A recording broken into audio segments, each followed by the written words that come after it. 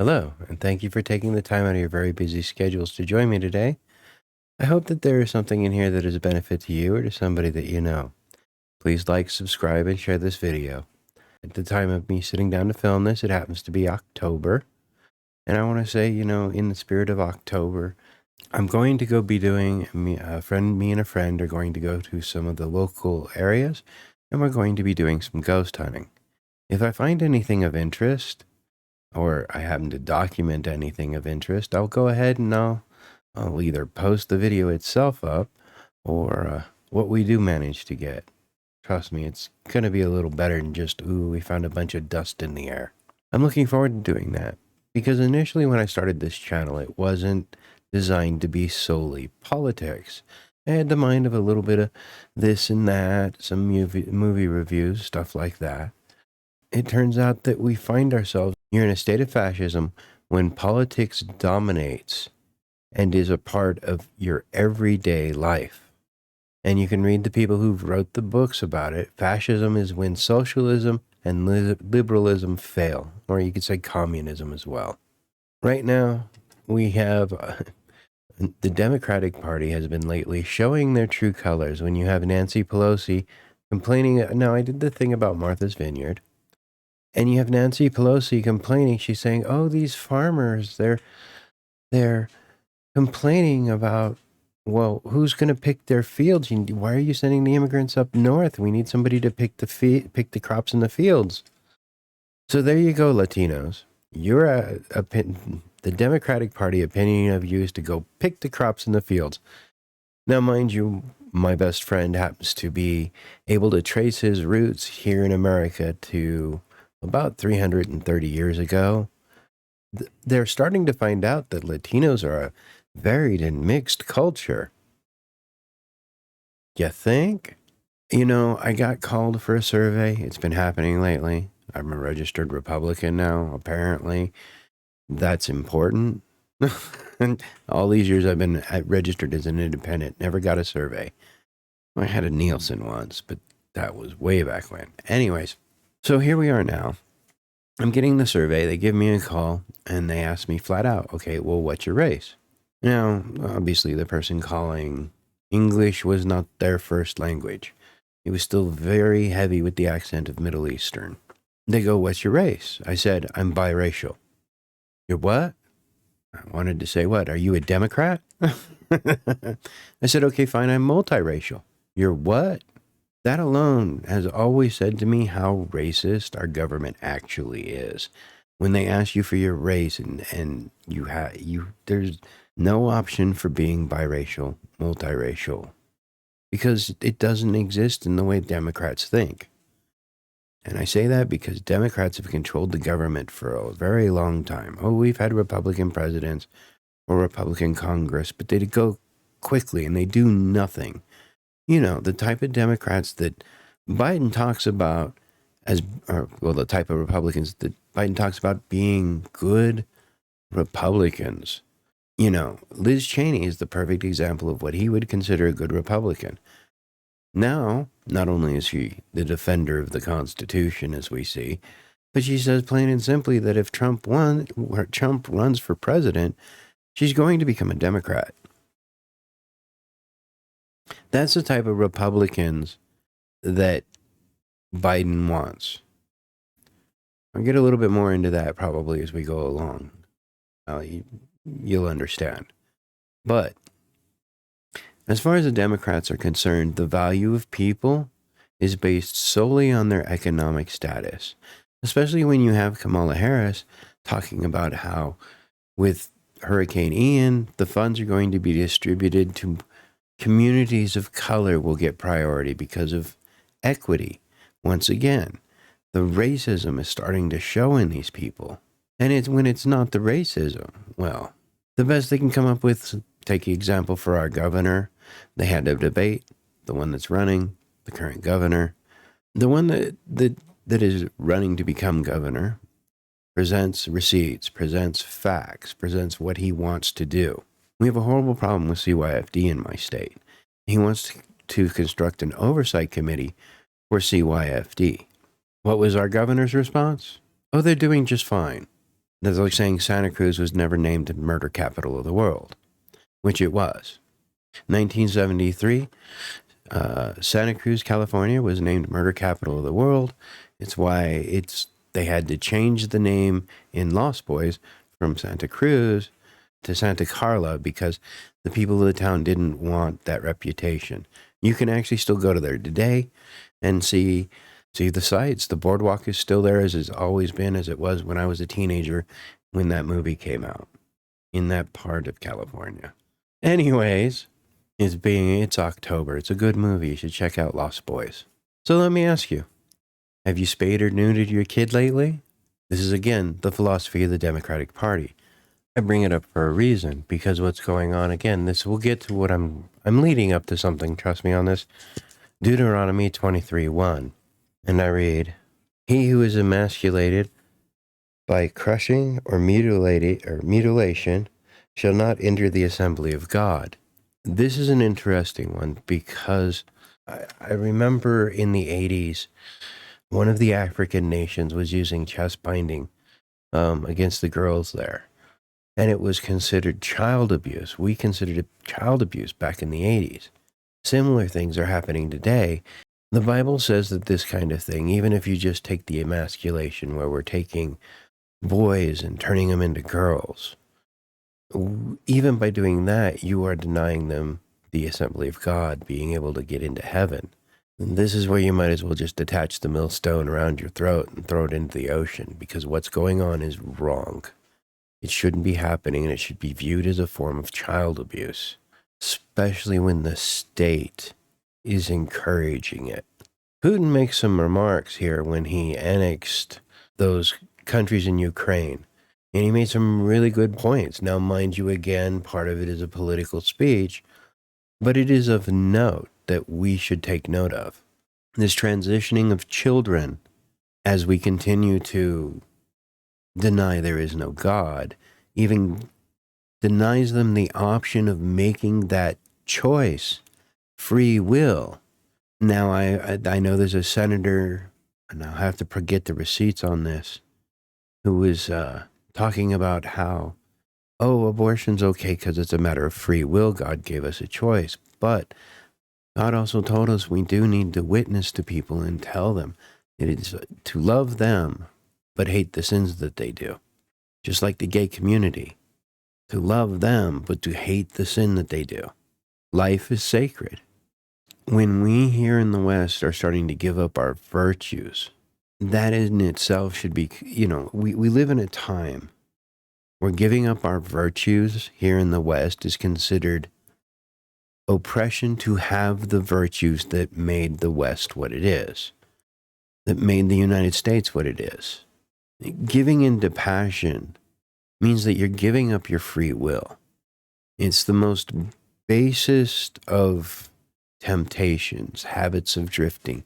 Even Plato points it out, that it is the lowest tier that man can achieve is to go after that desire that is the desire and temptation of the flesh. I'm not saying it's all wrong. Marriage is good. Not all marriages are made in heaven. A man who sins is a slave to that sin. So it kind of goes back to the love the person but hate the sin, to help them and try to encourage them to become better than they are. But we live in a country right now that wants to continue to propagate a one world order.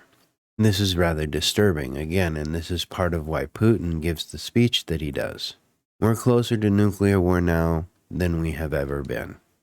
I think we're even closer now than we were back in Kennedy's era to all-out nuclear war. Now, they say there's 2 other times, but I think that right now we are sitting on the verge of nuclear war. Now, part of what got me interested in what Putin was saying is because I'd seen a fact check saying, false, Putin did not call America satanic. And I thought, wait, if they're putting that out, I need to go and find out what he's saying. And I looked on CNN. They didn't do too well with the interpretations of it. When I was watching it, the interpreter, see, it's a pity I don't speak Russian. The interpreter would say things that the teleprompter would stop at, which was kind of telling some of the things she was saying, and she'd start stumbling really badly. Or she would fluster something that the teleprompter was saying.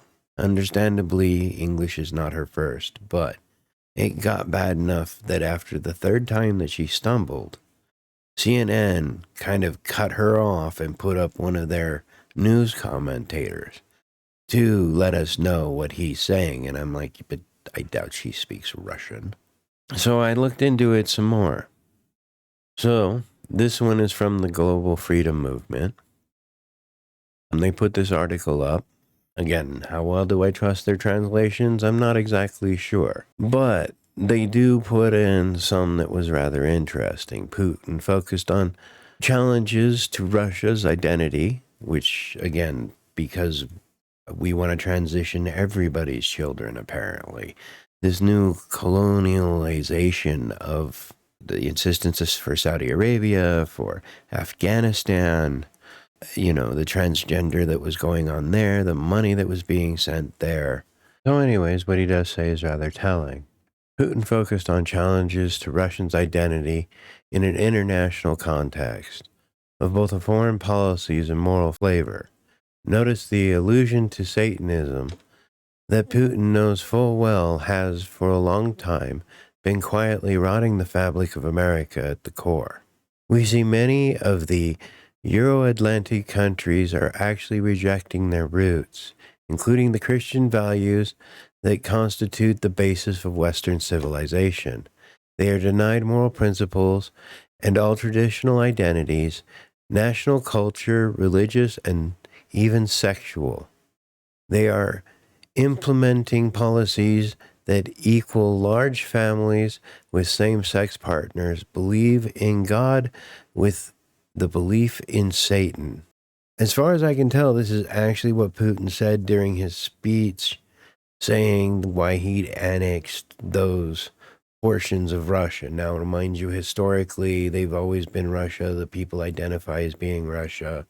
The election for the annex was a bit shady. What worries me is you have Zelensky going on saying we need to start pushing into Russian territory now. That's what caused Putin to go ahead and call forth the 300,000 reserves. You have Zelensky doing the rapid acceleration into the UN.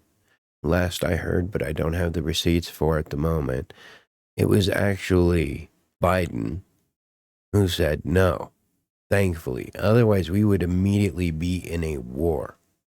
End of story. If the Ukraine is placed within NATO, we are immediately at war. Now, I understand the Russians are also going to be testing their Poseidon torpedo. The Russian media says it's a 100 megaton bomb.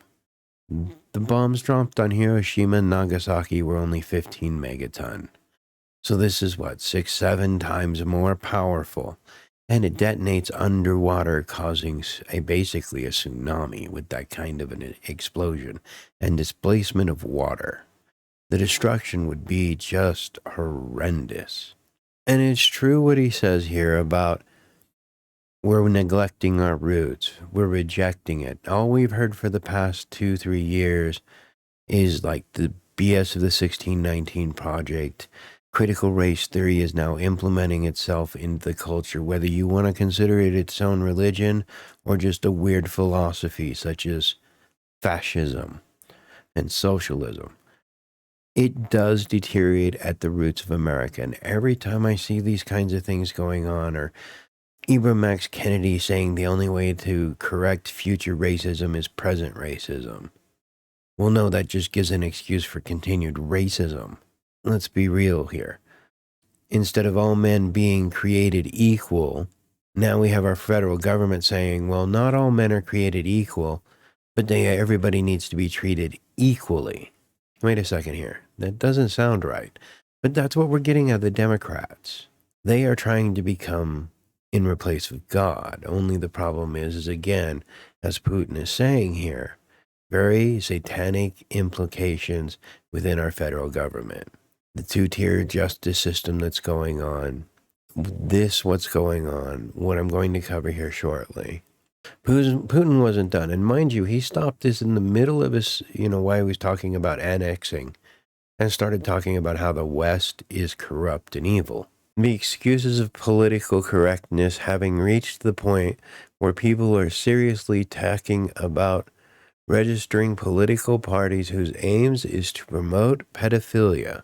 Well, again, the gender changing, the continued moving forward of the agendas that have been going on, the abortion, spade or neutering of people's children, to correct the problem of what's the reason for it? Oh yeah, to stop overpopulation of the planet. I was speaking with a friend of mine today. He again told me how he was speaking with a gentleman who just sold his farm at top dollar, and including all the heads of cattle, and all the calves were sold at twice their value. He made a lot of money. It was Bill Gates who made him that offer. So more and more I hear about how Bill Gates is buying up farmland. And of course, it was just last month that the Near Meat and there's another meat company had declared bankruptcy. Now, the funny thing is these are companies controlled by who? Bill Gates. And they declared bankruptcy, but he's also having the cows slaughtered. So if there's not enough meat, because, we're Americans, we like our hamburger. Well, he thinks we'll turn to the bugs. Putin went on to talk a lot about the hegemony here in America right now, the American elite. Now, he wasn't calling the American people specifically these things. He was pointing his finger specifically at the American elite. Now, I'm going to go ahead. This is from a clip from 5 years ago, as far as I could tell. But he is going on about it, and that's, again, where we start seeing CRT starting to show up. In Putin's own words, I mean, he's basically calling out the West. Like I said, okay, this is about 5 years ago that he gave this speech when I was doing the research back on it. Denying or rejecting their own roots, including the Christian roots, which form the basis of Western civilization. In these countries, the moral basis and any traditional identities are being denied. National, religious, cultural, and even gender identities are being denied or relativized. Their politics treat a family with many children as equal to homosexual partnership. The excesses and exaggerations of political correctness in these countries indeed lead to serious consideration for the legitimization of parties that promote what I mentioned earlier. Many of the European states are actually ashamed of their religious affiliations and are indeed Christian holidays and celebrations are abolished or renamed. With this method, one hides away the deeper moral values of these celebrations. And these countries try to force these models onto other countries globally. I am deeply convinced that this is the direct way to degrade and primitivize our culture. The best evidence of these moral crises of human society in the West is the loss of its reproductive functions. And today, nearly all quote-unquote developed Western countries can't survive reproductively. And again, that's very true, as has come up. Our death rates are more than our reproductive rates. And of course, we're pushing the whole transgenderism and etc., which is continuing to wear down the country. Without rules, moral values which have formed and developed over millennia, people inevitably lose their human dignity. Again, he's talking about the erosion of basically Christianity, which has helped build up our Western culture to begin with. When I was studying Western culture in college, again, that's where it all started, and it continued. Christianity is what has driven and shaped Western civilization as we know it today. Even the East understands this, but for some reason, the United States has decided to declare war on itself without actually directly saying, oh, well, we're in a war against Christianity, because if they did, politically, they'd get nowhere. But it's funny how far they've actually managed to go. And we think it is right and natural to defend and preserve these morals, Christian values. One has to respect the right of every minority to self-determination, and at the same time, there can't be and must not be any doubt about that person. And at the same time, the process of the nation's level, we observe in the international level in attempts to create a unipolar, unified model of the world in relativeness and remove the sovereignty of all. A unipolar, unified world, there is no place for sovereign states. With a historic perspective, and he goes on a little bit. This particular video starts in with a commentary from there. Here he goes on, further addressing the worsening moral crisis. Putin offered criticism of the erosion of the traditional religion and its moral foundation, and an implicit derision of multiculturalism and its less talked about insidious effects. People in many European countries are embarrassed or afraid to talk about their religious affiliations. Holidays are abolished and even called something different, as is their moral foundation, and the people are aggressively trying to exert their model all over the world. I am convinced that this opens a direct path to the degradation and primitivization, resulting in a profound demographic and moral crisis. We see attempts to somehow receive a standardized model of a uniparty world and to blur the institutional or institutions of international law and national sovereignty. Such a unipolar, standardized world does not require sovereign states, it requires vassals. In the historic sense, this amounts to a rejection of one's own identity, of the God-given diversity of the world. Now, it's bad when we've got basically what Biden calls our enemy being able to point out exactly what's going wrong with our nation at the moment. And on Breitbart, you do get the very similar thing. In a wide-ranging, often meandering speech, Putin welcomed the four Ukrainian regions as culturally, ethnically, and traditionally Russian. They made their choice, and our common destiny and millennial history are behind us, Putin proclaimed. These feelings cannot be destroyed by anyone, which is why older generations and the youth, those who remember the tragedy of the collapse of the Soviet Union, voted for the unity for our common shared future. I would like everyone, including the authorities of Kiev and their real masters in the West, to hear me and remember that the people of the four territories are becoming our citizens forever, Putin said. We call on the Kiev regime to immediately cease fire and cease all hostilities. The war it unleashed in 2014 and return to the negotiating table. We are ready for this. So we have Putin asking again for the West to come to the negotiation table and look for peace. However, he also points out that the only country to ever use nuclear weapons in a war is the United States. And he's not afraid to use those nuclear weapons that he has to protect what he believes to be sovereign Russia. We are fighting for our culture, for our language, so that it's impossible to cancel it and remove it from history.